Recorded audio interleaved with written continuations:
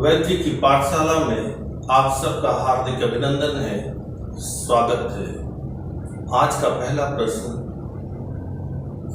गुरुजी, वैद्य का अर्थ क्या है और वैद्य में क्या गुण होने चाहिए?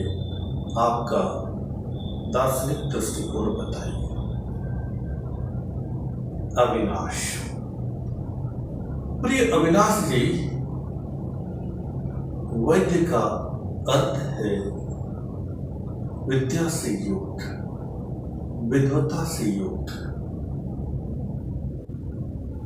और भारत में वैद्यों की परंपरा थी, है और रहेगी। आयुर्वेद के अनुसार आयुर्वेद या अन्य पारंपरिक चिकित्सा पद्धति का अभ्यास करने वाला व्यक्ति वैद्य कहलाता है। शास्त्रों की माने तो शास्त्र कहता है, तत्वाधि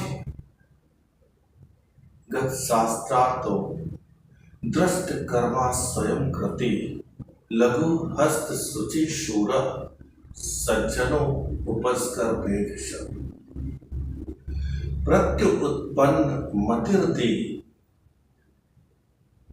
तत् व्यवसाय विशारद सत्य धर्मा परो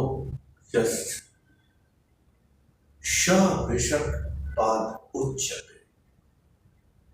अर्थात शास्त्रों को पढ़कर ठीक ठीक उसका अर्थ समझा हुआ व्यक्ति,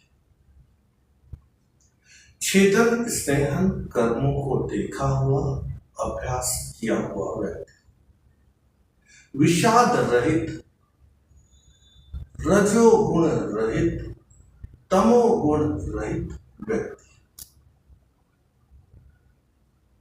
उत्पन्न रोग का श्रेष्ठ जानकार और उत्तम प्रकृति और सूझबूझ वाला व्यक्ति, बुद्धिमान, व्यवसाय विशारद, ज्ञान विशारद, सत्यनिष्ठ गुणों की साधना करने वाला व्यक्ति वैद्य कहा गया है। और थोड़ा सा हम गहराई से सोचें, शास्त्रों का अध्ययन करें, वैद्यों के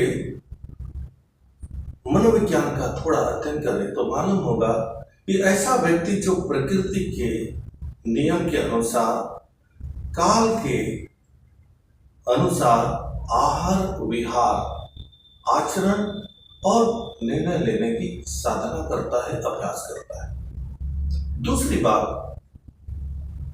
वह व्यक्ति जो पंचभूतों का जानकार हो, तीन गुणों का जानकार हो, तीन दोषों का जानकार हो, तीन मनों का जानकार हो, सात धातुओं का जानकार हो, सप्त चक्रों का जानकार हो और शरीर में उपस्थित 36 तत्वों को जानने वाला व्यक्ति हो, उसे हम वैद्य कह सकते हैं। और थोड़ा सा गहराई से चिंतन करें तो वह व्यक्ति जो ज्ञानेंद्रियों और कर्मेंद्रियों को ठीक ठीक जानता है,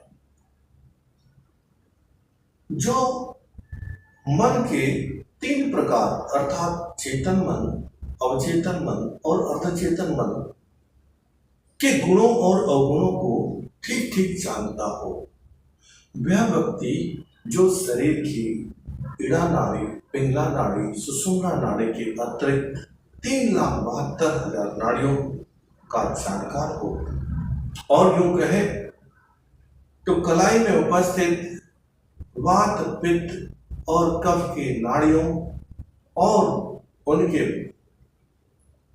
प्रभाव और परिणामों को जानने में दक्ष हो, ऐसे व्यक्ति को भी हम वैद्य कह सकते हैं। और सबसे महत्वपूर्ण, वैद्य वह व्यक्ति होता है जो प्रकृति में उपस्थित वनस्पतियों का, अर्थात ऐसी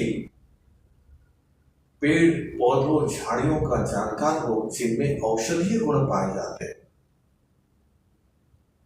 उनका जानकार होना चाहिए। रोगों